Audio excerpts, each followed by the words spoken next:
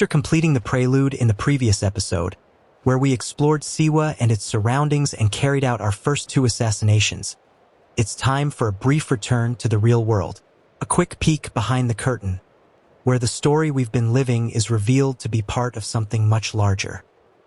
But don't get too comfortable. After this short interlude, we'll jump back into the virtual world, riding with Bayek and our ever-faithful ship of the desert, Sirocco. He may not complain, but I suspect even he appreciates a little adventure that doesn't involve dodging swords or spilled blood this time. We're headed toward Yamu, where a friend awaits us. Of course, the path through the desert is never straightforward. The sands can be deceptive, and even a seasoned Medjay like Bayek might find himself wandering a little, hopefully not too lost. So mount up, enjoy the ride, and keep your eyes on the horizon. The journey continues, and the story is far from over.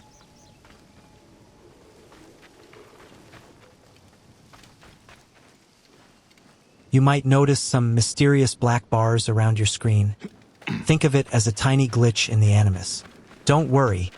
Our coding team promises it will be fixed later this episode. Are you ready? It is a long journey. I must leave Siwa. There are others to whom I must deliver justice. Especially the one known as the Snake. How will you find these men? Aya has been tracking them in Alexandria. I must find her. She said she would be visiting her cousin at the Great Library. Great Library? And she said if you are coming to tell you one word. Serapis. Serapis? The god that Greeks and Egyptians share. Of course, I see. And Bayek, do something about that beard. Goodbye, my friend. Aya is my wife, and she's in Alexandria.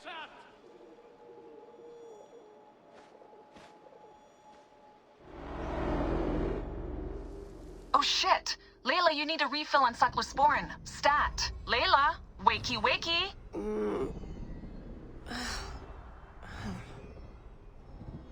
Don't make me come down there. Layla? Layla! Come on back. Layla, are you with me? Habibti. I told you not to call me that. Thing is, the fastest way to get your attention is to piss you off. I'm paying attention. Okay, you need to take a break. The Animus is rejecting you. I'm fine. Yes, but your kidneys aren't. Go add more cyclosporin before they shut down. Yes, Nurse Geary. That's Medical Officer Geary to you. So? How did it go? My mods are holding. Subject's memories are perfectly clear. If this doesn't convince Abstergo to give me a place on the Animus project, nothing will. Amazing! Who do you have in there? His name is Bayek of Siwa. The death of his son turned him into a killer. Think he'd be of interest to Abstergo? Don't start. You know, they're not going to be happy with how he handled this assignment. They know I don't work by the book. Well, this time you lit the book on fire and then stomped on it. Anyway, none of this will matter if you're comatose. Now go get that cyclosporin.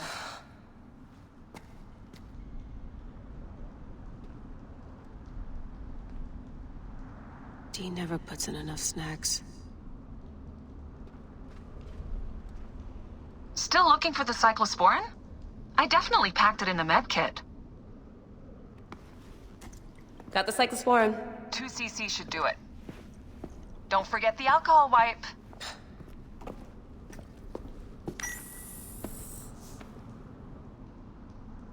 I wish I was there to help. You do a good job looking after me, even from the hotel. And I know how you like your aircon.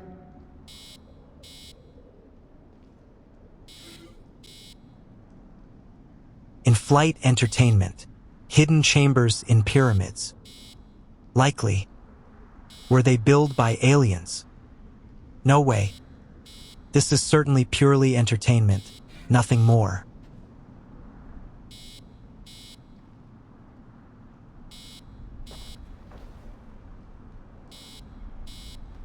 This laptop is filled with documents that tell us the story of Layla Hassan. She was born in Cairo, raised in Egypt, and later became an American citizen. She did not complete her studies in a formal way, but her technical skills quickly stood out. Those skills caught the attention of Abstergo, who recruited her into their initiate program. From there, her career shifted from ordinary to extraordinary. The files reveal that Abstergo gave her an assignment to search for ancient artifacts in the Qatar Depression, a remote and dangerous region. But hidden in the same folders, we find the real heart of her story. Layla had been secretly building her own Animus. Unlike the official models, hers was portable, experimental, and revolutionary. It did not require a direct bloodline connection, meaning she could access memories from people outside of her family tree. That independence was not just a technical achievement, it was a rebellion. Emails and notes show the growing tension between her and Abstergo. Layla was brilliant, but also headstrong, unwilling to simply follow orders. Eventually, she walked away from their mission, keeping her Animus for herself.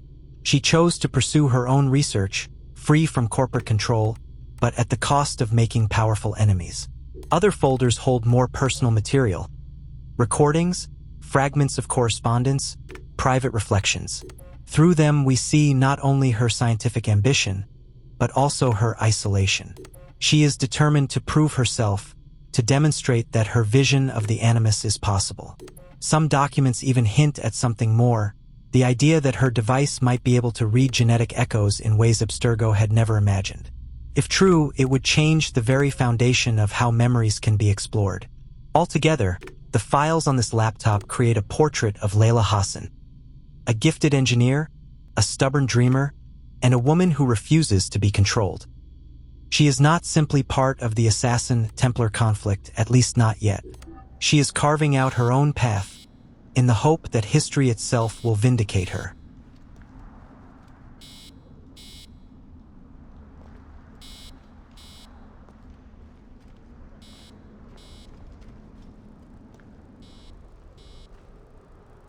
Come forth by day, and I will guide you home. Who are you talking to? Bayek's mummy. Real chatterbox, that one.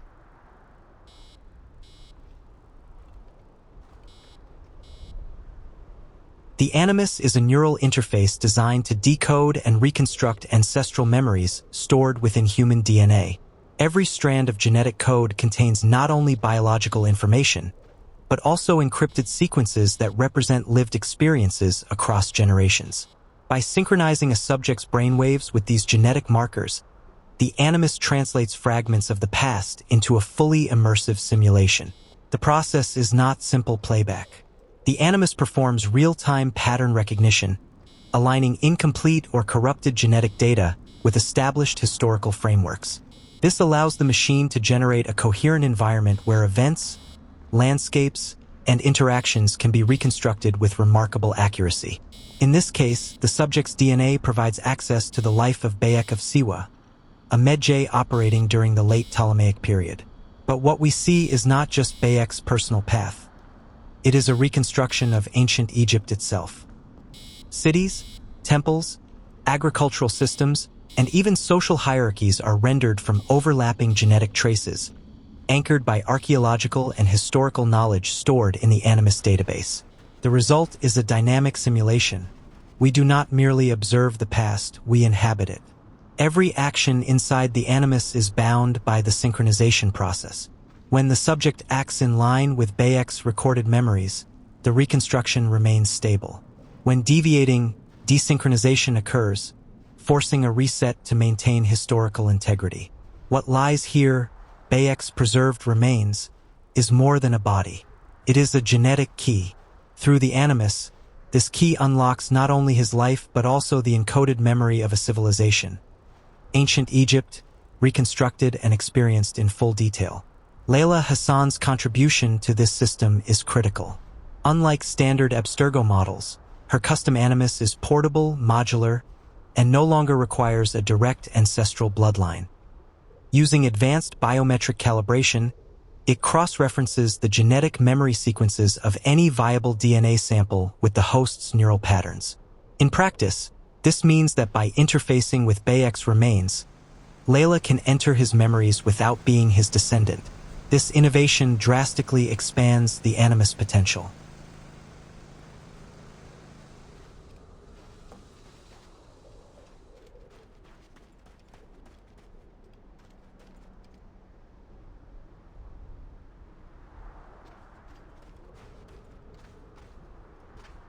Current operations are situated in the Qattara Depression, Western Desert, Egypt.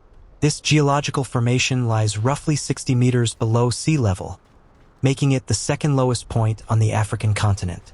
The depression covers over 19,000 square kilometers and is defined by escarpments, shifting dunes, salt marshes, and hard rock outcrops. Climatic conditions are extremely arid, with minimal annual rainfall and frequent sandstorms. These environmental factors limit permanent habitation but have historically preserved isolated archaeological remains.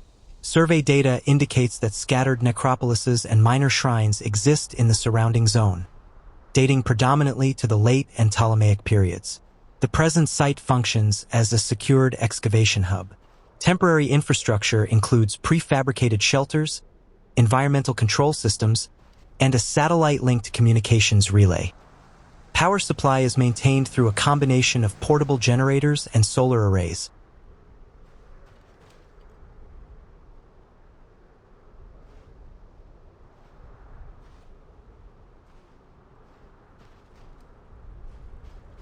Layla Hassan operates with a compact but highly efficient support team. Her colleague and close collaborator, Rebecca Crane, manages the technical side of their operations, including digital analysis, database management, and the development and maintenance of tools such as the Animus interface. Notably, Rebecca does not accompany Layla to field locations. She coordinates remotely, providing vital information, guidance, and real-time data analysis from a secure off-site position. Layla herself focuses on field operations, gathering historical data, investigating significant sites, and executing missions on the ground. Together, they form a tightly synchronized unit, with each role clearly defined and executed with precision. Going back in. This is so badass. Be careful. This separation of responsibilities allows them to combine the strengths of field expertise with advanced technical support, ensuring that both historical research and modern operational requirements are handled efficiently and effectively.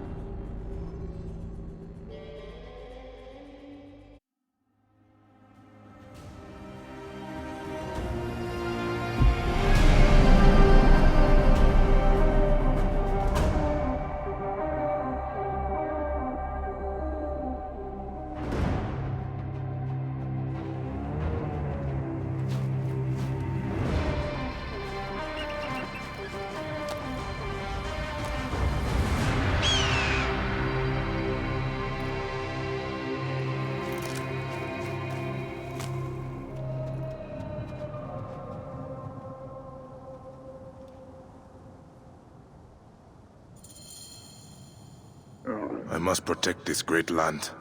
Alexandria is where the snake thrives, and Aya lives. I must find them both.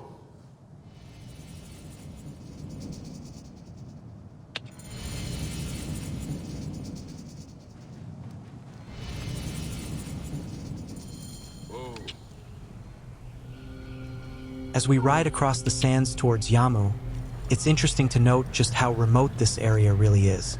In real life, the Siwa Oasis, where we started, lies deep in Egypt's western desert, and the region we're heading to would be several tens of kilometers away, over 70 kilometers in fact. Traveling this distance in ancient times would have been a serious undertaking, especially under the harsh desert sun. Caravans and travelers had to rely on their knowledge of the land, following natural paths, oases, and landmarks to reach settlements safely. Even today, these desert crossings are challenging, highlighting just how isolated communities like Yamu were. The journey gives us a sense of the vastness of Egypt beyond the Nile Valley and reminds us of the logistical challenges Bayek and his people would have faced in maintaining contact across the desert.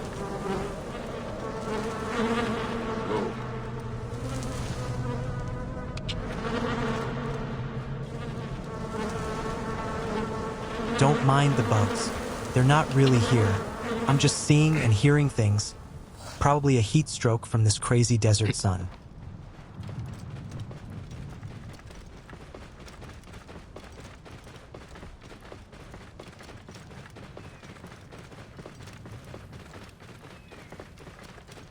Whoa.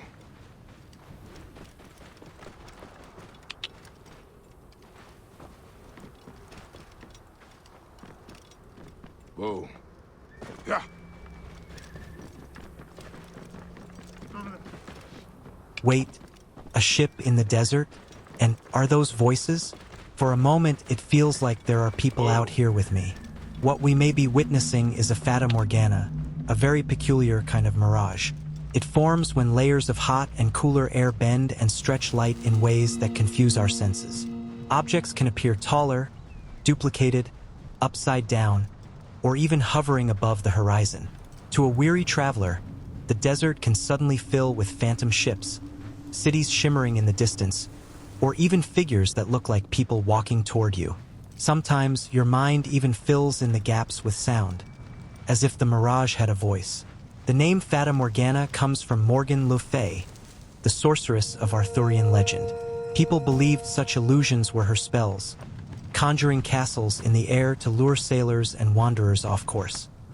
To the ancient Egyptians, though, these weren't tricks of light, but signs of spirits, omens from the gods, or perhaps echoes of the Duat itself, shimmering at the edge of sight. In the blazing sands of Egypt, mirages were both familiar and unsettling.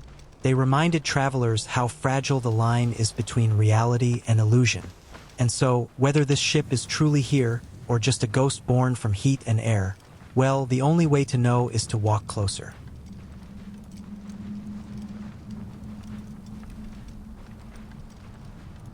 Yeah.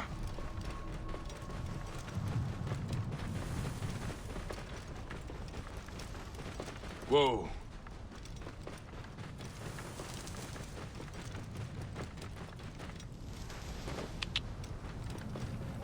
Whoa.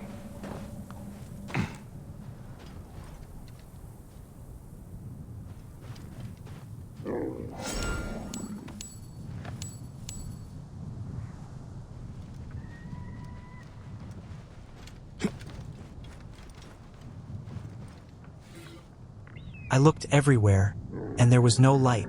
Then I looked towards the king, my lord, and there was light. We should continue through the sand with the barge. He'll guide us.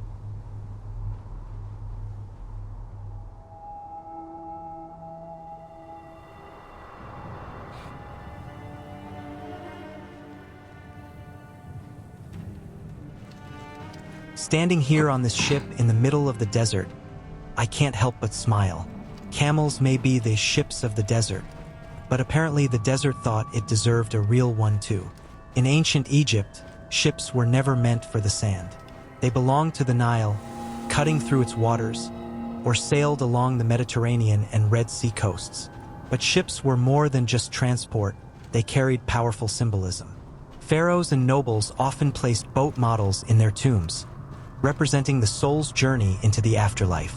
The most famous example is Khufu's solar bark, buried beside the Great Pyramid, meant to carry him across the sky with the sun god Ra. There's even evidence that massive ships, sometimes made of imported cedar from Lebanon, were hauled over land for rituals or ceremonies. Imagine the effort that required. It shows just how central ships were to both practical life and spiritual belief. So yes, a stranded ship here in the desert feels out of place, but it's also a reminder of Egypt's fascination with journeys, both across the waters of the Nile and across the threshold of eternity. And while this one won't be sailing anywhere soon, I can at least use its mast to climb up, scan the horizon, and figure out where I need to go next.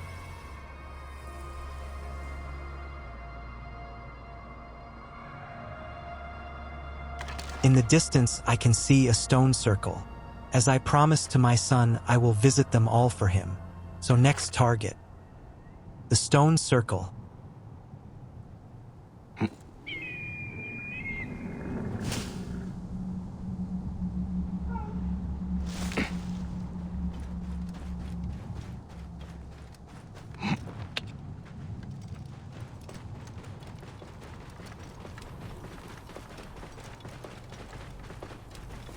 Whoa.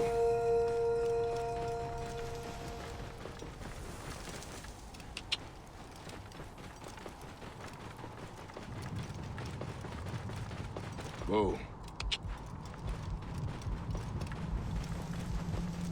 Still seeing things. But hey, at least I'm not lonely out here in the sand.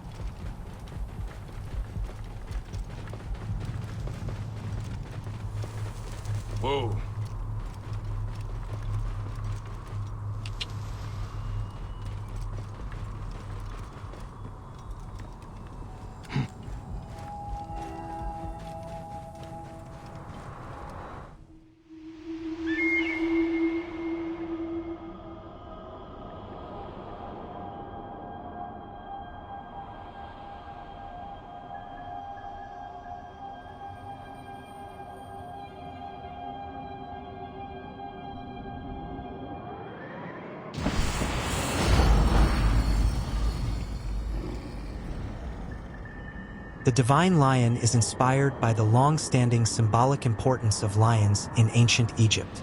Lions were not just powerful predators in the wild. They were symbols of strength, courage, and protection, often associated with both the pharaohs and the gods. In Egyptian mythology, the lion was linked to Sekhmet, the lion-headed goddess of war and healing, who was both a protector of the pharaohs and a fierce enforcer of divine justice. Lions could also represent the king's power to control chaos, reflecting the balance between order, Marat, and disorder, Isfet. Physical representations of lions appear in many contexts. Statues guarding temple entrances, reliefs showing pharaohs hunting lions as a metaphor for subduing enemies, and decorative motifs on thrones, jewelry, and ceremonial objects. In the game, the divine lion at the stone circle evokes that sense of sacred protection. It's like a guardian watching over the site, hinting at spiritual significance beyond mere decoration. Historically, wild lions did exist in Egypt, particularly during the Pharaonic period, though by the late Ptolemaic era they were largely gone. Temples and tombs, however, kept the imagery alive for centuries, maintaining the lion as a symbol of divine might and royal authority.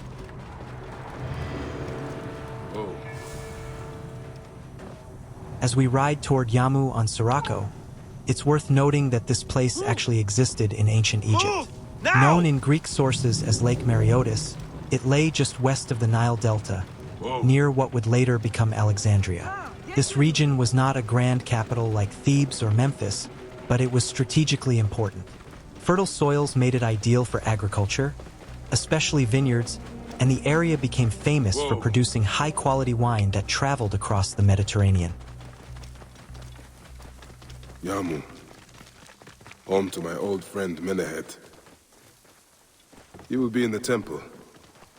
He always is. Yamu was also positioned near the canopic branch of the Nile, linking it to trade networks and regional commerce. Its proximity to water and fertile land meant that it was a hub for both sustenance and transport.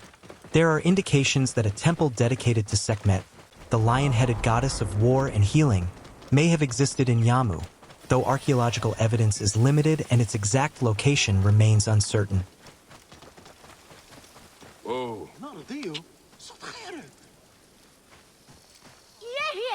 No one gives an effort. I have not seen my husband since yesterday. Help me find him. Please! My husband is in danger. I need your help.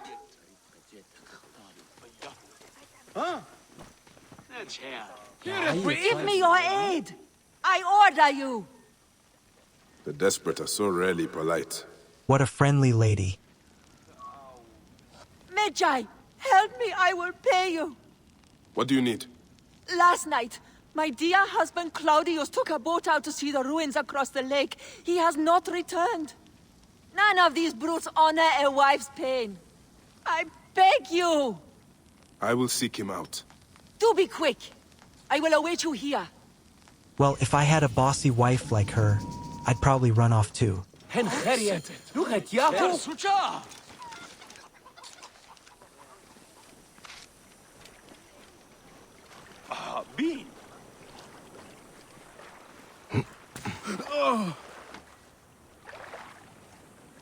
As we glide along the Nile in this small papyrus boat, it's worth noting that this vessel is not just a game prop.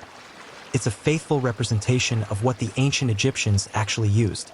Papyrus boats were constructed by tightly bundling stalks of papyrus reeds together, creating a buoyant, lightweight craft that was ideal for navigating the Nile, its delta, and the surrounding marshes. These boats were everywhere in daily life. Fishermen, traders, and local travelers relied on them to transport goods, reach distant villages, or simply move across the waterways that connected the Egyptian civilization. Unlike the larger wooden ships that dominated the open Nile and the Mediterranean, papyrus boats were accessible, easy to build, and perfectly suited to the shallower waters. Archaeological evidence confirms their existence as far back as the early dynastic period, around 3100 BCE, and ceremonial versions, like the famous Khufu boat buried near the Great Pyramid around 2600 BCE, show their symbolic significance.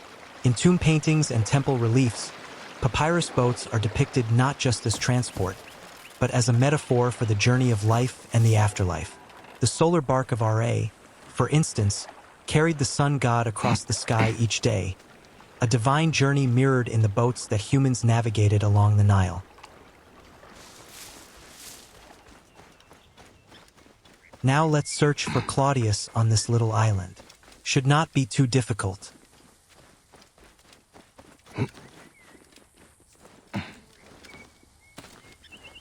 The Nile crocodile is one of Africa's largest and most powerful predators, capable of reaching lengths of up to 5 to 6 meters, native to rivers, lakes, and wetlands across sub-Saharan Africa.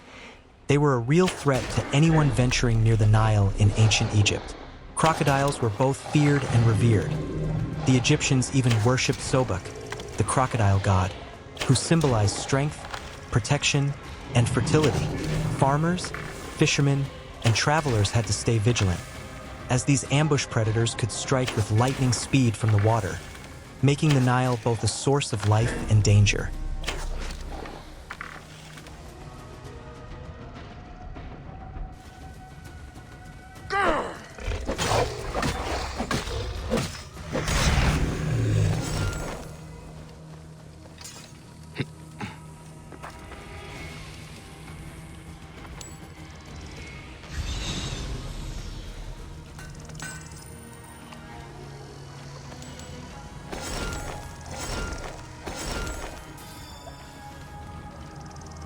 Expedition notes.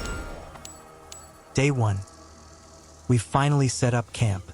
We have enough food and materials to last us a few days. Tomorrow we start searching the ruins. There's sure to be an undiscovered part to this old temple. Earlier I heard something rustle in the reeds. Painagem says it's nothing. I hope he's right. Day 2. Nothing written. How did these guys not see the 500 crocodiles on this island?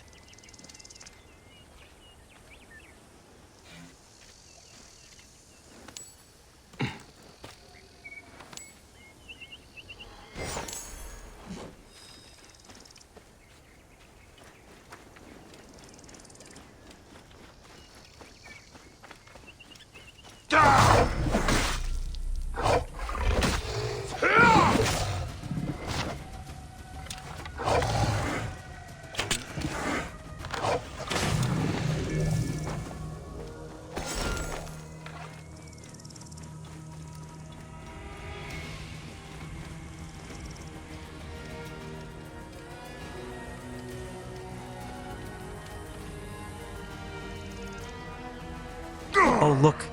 This seems like a hidden passage. A few good hits should be enough to get through here. Just be careful.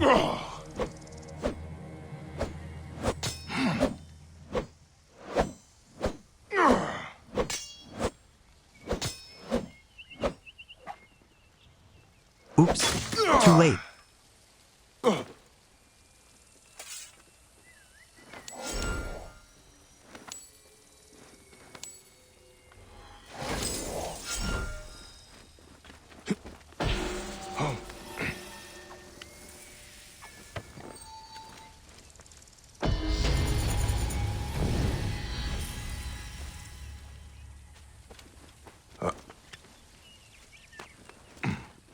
Now, where could Claudius be hiding?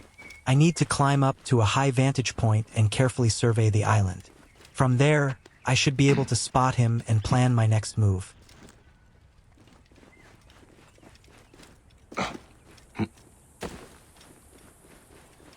Perfect! Foulest of foul beasts. I can hear him nearby. From the top of this pillar, I should be able to spot him. You will get no more food from me. There's none left. There he is, Teramun, more wasted than a pharaoh at a feast. And I see some blood to my right. I'll check what that's about in a moment.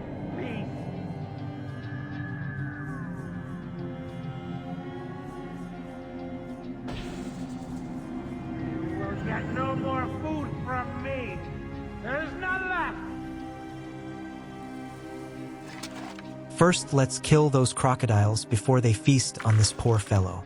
Perfect! Foulest of foul beasts.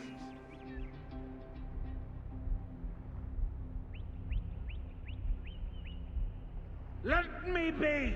Me in peace!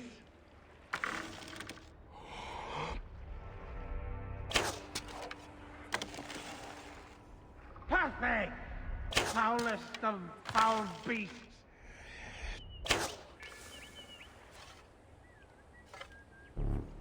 By Anubis, no more arrows. This is going to get interesting and probably painful.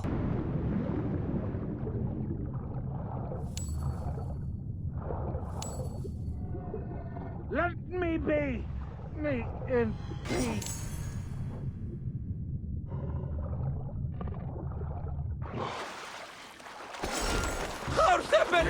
Get no more food from me! There's Here is Claudius. Did you? Crocodile can talk? Crocodiles are dead. Now to speak to Claudius and find out why he came out here.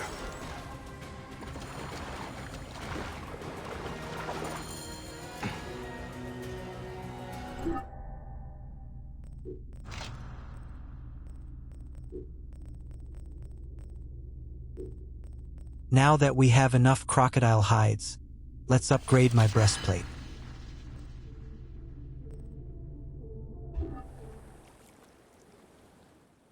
Why did you kill them? We had only just met. Claudius, you are drunk. Yes, that is me. And no, I am not. I had only 2 or 10 beers. All right. Let's get you back to your wife. I have a wife? Oh, Mother will be so pleased. All right, let's take a closer look at that blood. Seems it has nothing to do with our poor drunk friend here. Claudius may be a mess, but at least he's not hurt.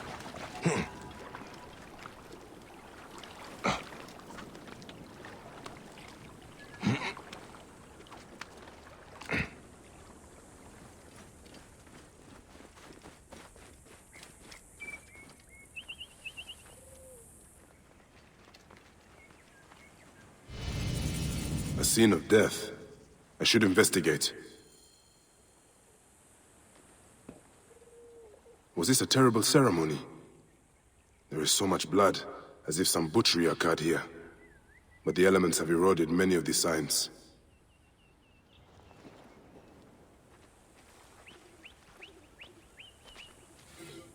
Scraps of a message. There's too much missing. Prayer to Circuit. I speak for the goddess, and the goddess speaks through me. She sits upon my tongue, and my sting is her sting. Her face is the scorpion and snake and spider, and I wear her mark. I take her name, for mine was a dull, rusty thing. I do her honor, in hopes that she will show me the mysteries. I speak for the goddess, and you speak for me.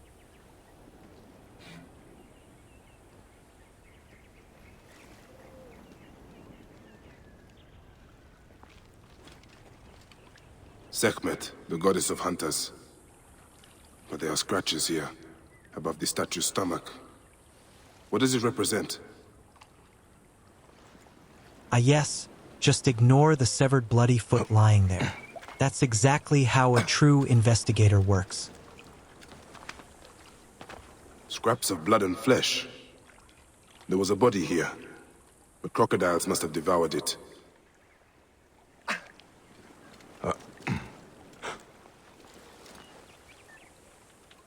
The lid of a sarcophagus. There was a symbol here, but it is too damaged for me to make out. Troubling. If I had more information, I might understand this better. But as he was eaten by a crocodile, I'll keep my eye out for anything else so unusual. Okay, Claudius, let's return to the mainland to see your bossy wife.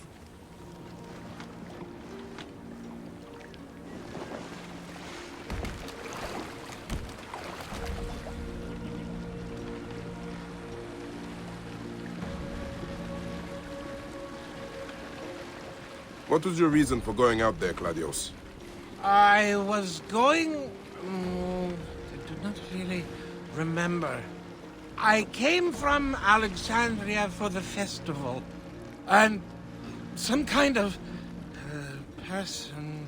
Someone offered me to drink all night for free. Impossible to resist. What were we talking about? How you got here? Oh! Right, then I woke up here with those crocodili all around. Tell me, can they really speak? Egypt is a land full of magic and ancient mystery. Amazing. My friends in the city will never believe it. Did you say something about a wife?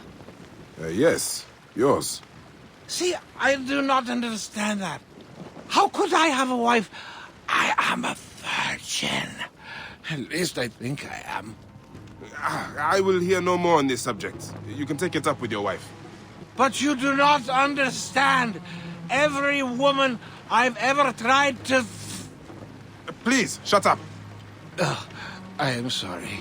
Yes, keep it child-friendly, please. This fresh wind off the river is good for me. I am feeling much more clear-headed now. Splendid.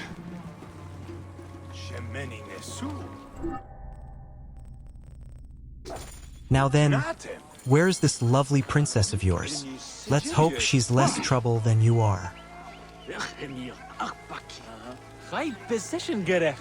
Zet bine. Ja, zet herkeft nu. خري بالدخان بددك نتخيط.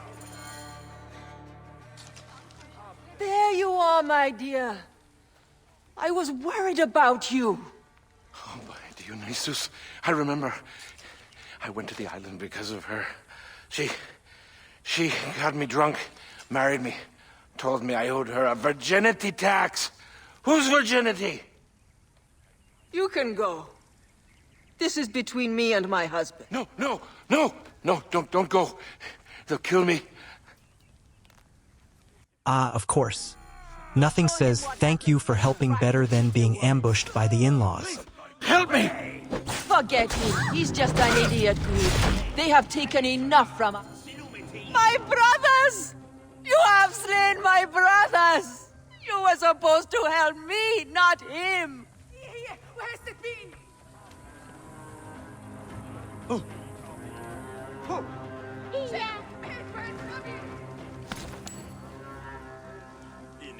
Praise and thanks. You saved my life. And my purse. In future, be careful when drinking with strangers. This so-called virgin tax is pure invention.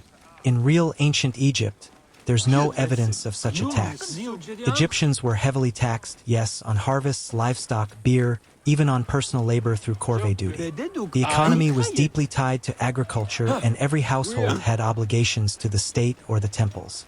But a tax on women's purity? That never existed. It's a dramatic twist from the game's writers, not a historical fact.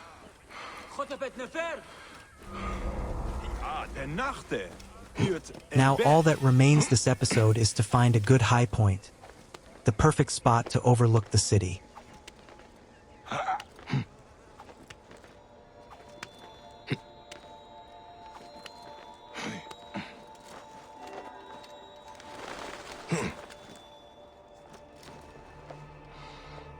And that brings us to the end of this episode.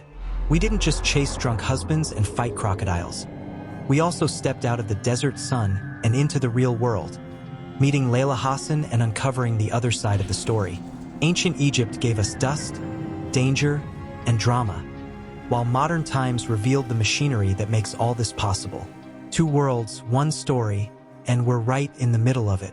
Next time, we continue our journey deeper into Egypt, with new quests, new secrets, and perhaps a few surprises waiting just beyond the horizon. Thanks for watching, and see you in the next one.